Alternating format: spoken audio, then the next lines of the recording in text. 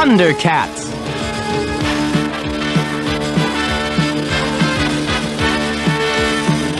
The Evil Harp of Charr.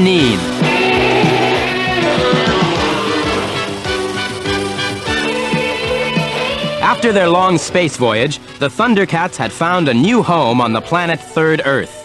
One day, the two Thunder Kittens were out for some high-flying fun on their spaceboards, when suddenly Wily Cat called out to Wily Kit. "Hey, listen to that!" She heard music. "What is it?" "Sounds like a harp. It's coming from over there." They zoomed down to search. The mysterious sounds seemed to come from some thick undergrowth. "There must be something in these bushes." Wily Cat pushed his way through the greenery. Wily Kit followed. "The music's getting louder," she remarked. "We must be getting nearer." As Wily Cat spoke, the ground suddenly gave way. With frightened cries, they plunged downward. Wily Kit picked herself up. "Are you okay?" she asked Wily Cat. "Yes, but where are we?" They had landed in a gloomy cavern, but they could still hear the mysterious music. "Wily Kit, look!" He pointed to a beautiful golden harp, half buried in the dirt. It had a carved golden head. Wily Kit was awestruck. "Who's playing it?" The harp strings rippled magically. Wily Cat exclaimed, "It's beautiful." "Come on, help me pull it out," urged Wily Kit. They had to tug, harder than she expected. "It's heavy," she gasped. As the harp came loose, it stopped playing. Wily Cat touched the strings.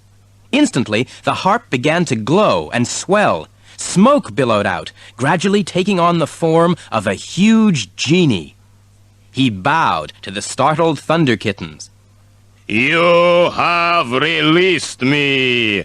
Young masters, I am in your debt." They stared at the huge figure. Who are you?" asked Wily Cat. "I am Charr, the genie of the great golden harp." Doffing his turban, Charr turned it into a bouquet of flowers for Wily Kit.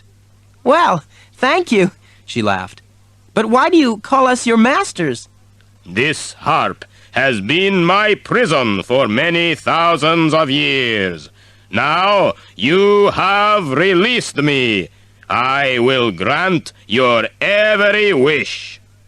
Again, the figure turned to gold. "Can you get us out of this pit?" asked Wily Cat. "Simply play the harp, young master, and you shall see." Its golden head winked. "Here goes." Wily Cat plucked the strings. Instantly, there was a puff of white smoke, and they felt themselves rising, back into the sunlit world, above ground. Wily Cat gasped. "That was great! Thanks, Charr." Wily Kit added, "Wait until we tell Lion-O what happened." The genie's voice spoke. "When you wish to make a wish, just strum the harp." "Wily Kit, let's surprise Lion-O. We'll give him the harp, but we won't tell him what it really is." "Great!" She was delighted with this idea. They both laughed, unaware that the evil Mum-Ra had seen everything in his magic cauldron. He cackled wickedly. "So, the Thunder Kittens want to give Lion-O a surprise. Well, we'll give him the biggest surprise of his life. The last surprise of his life."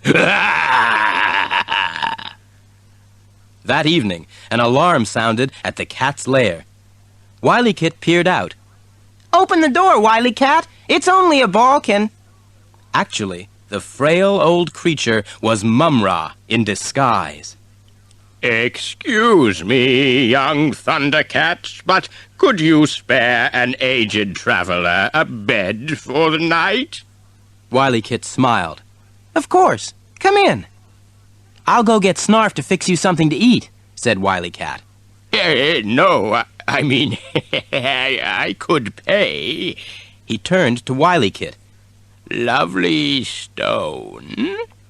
She stared as he swung the green jewel back and forth. You cannot take your eyes from it, the visitor crooned. Her eyes were glazed by the time Wily Cat returned. The food will be ready in... Wily Cat's voice trailed off. Uh-huh. He, too, was soon hypnotized by the stone. Now, thunder brats, growled the visitor. You will obey me, Mumra, the ever-living. With a chuckle, he commanded, Show me the magic harp. The youngsters obeyed. Still in his trance, Wily Cat pulled the harp out from under his bed. Here it is. Mumra took the harp and strummed it. Instantly, there was a puff of smoke, and Charnin the genie appeared. Your wish is my command, young masters. I am your master now. You serve me, said Mumra. Destroy the Thundercats, and I will free you. Charnin bowed. As you command. In a puff of smoke, the genie resumed his harp form. Mumra spoke to the Thunder Kittens. When you awake from this trance, you will remember nothing. Nothing. With a shriek of crazy laughter, the evil one faded from view. Next day, the Thunder Kittens burst into Lion-O's room. Well, what adventure has you two up early this morning? Lion-O, we have a present for you. A present? Wily Cat showed him their surprise. It's a magic harp. Just strum it, and the genie Charnin will appear, said Wily Kit. Lion-O laughed. If this is another Wily Cat trick... No, just try it. You'll see. Lion-O plucked the strings, then gasped, Huh? as the genie appeared. What is your wish? By Jaga, this isn't happening. Play the harp, Lion-O, said Wily Cat. Make a wish. As Lion-O did so, the harp exploded with a flash. When the smoke cleared, he had vanished. Lion-O! cried Wily Cat in a panic. Surprised, Thunder Kittens? Mumra cackled as he watched the scene in his magic cauldron. That's the last you'll ever see of the Lord of the Thundercats. The ancient evil one shook with mad laughter as he gloated over his victory. Wily Cat was bewildered. What do we do now? He gulped. Maybe the genie can tell us where Lion-O is, said Wily Kit. She strummed the harp, and he appeared. What is your wish? Charnin, take us to Lion-O, said Wily Cat. As you wish. Baba Ka Lod Nor! The room filled with smoke. When it cleared, they were in a volcanic cavern. Where are we? Gasped Wily Cat. At the center of Third Earth. Follow me, said the genie. The Thundercats' leader was bound to the rock wall by glowing bands. Lion-O! cried Wily Kit. He was a captive. Let him go! Wily Cat stormed at the genie, but Charnin only laughed. Lion-O's muscles bulged. I'll get out of here, he vowed, and when I do, you and your harp will sing a different tune. We'll get you out, Lion-O! Wily Kit exclaimed. Not so fast, Thunder Kittens! Charnin clapped his hands. They gasped as their belts magically flew off and bound them, hand and foot.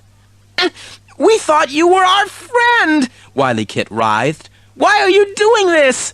Because once I have captured all the Thundercats, the wizard Mumra will release me from this accursed harp.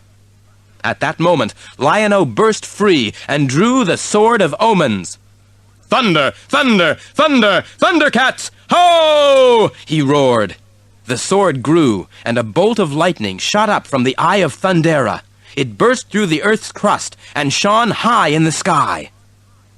Back in the Cat's Head control room at the lair, Panthro leaped up from the master panel. Snarf, into the thunder tank. We're needed. The tank raced toward the source of the lightning beam. Tigra and Chitara were already there. This is where the signal came from, said Panthro. Tigra pointed. Looks like something blasted its way through here. Let's go! Panthro jumped back into the tank, and the other Thundercats piled aboard. The machine zoomed forward and began boring its way underground. Meanwhile, Lion-O aimed his sword. Ho! A laser beam shot toward Charneen, but it bounced off the genie. Fool, you are no match for me! With one hand, Charneen raised a wind that knocked Lion-O over. Then he blew another gust, which became a cyclone. Lion-O was sucked into the vortex, his sword driven halfway into the wall. Despite the wind, Wily Cat heard the crushing, grinding sound of a machine chewing its way through rock. "The Thunder Tank!" he exulted. "Your time's up, Charneen!" The genie stopped blowing and laughed. Do you think I am not prepared to welcome our guests? Moments later, the Thunder Tank smashed its way into the cavern.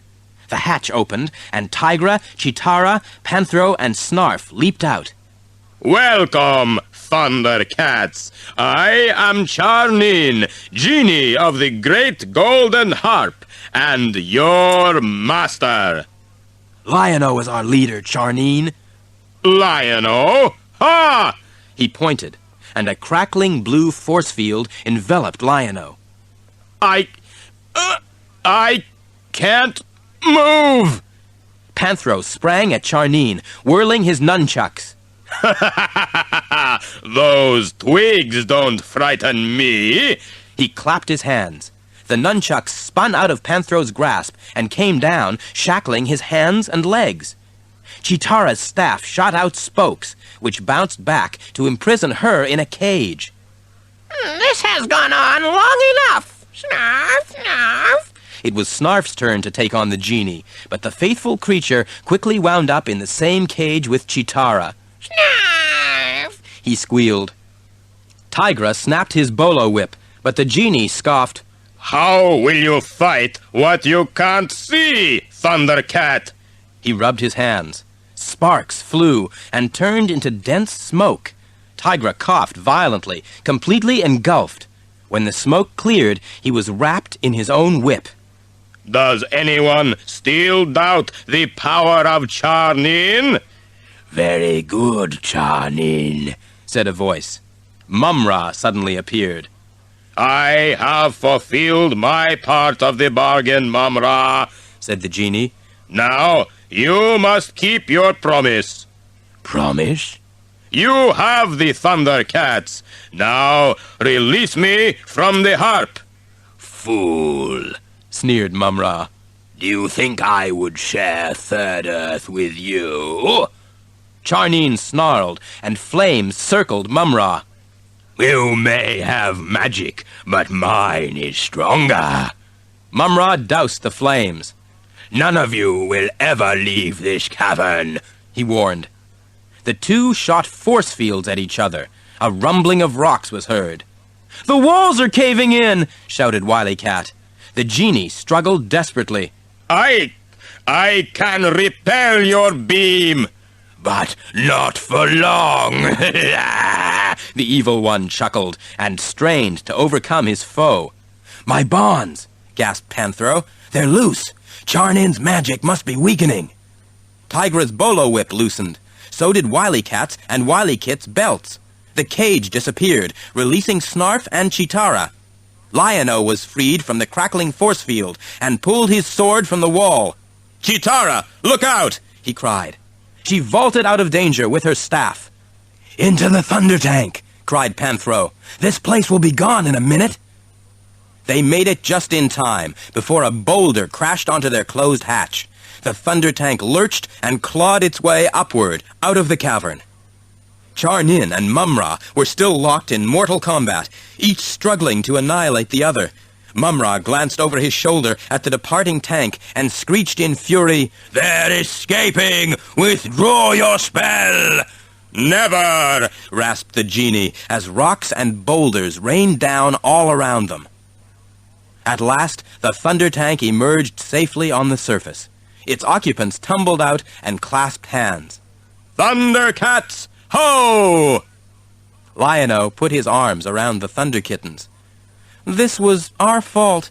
We shouldn't have messed around with something we didn't understand." "It happens," said Panthro. "Well, thanks for getting us out of a hole." His comrades laughed and groaned. "Oh, Lion-O!"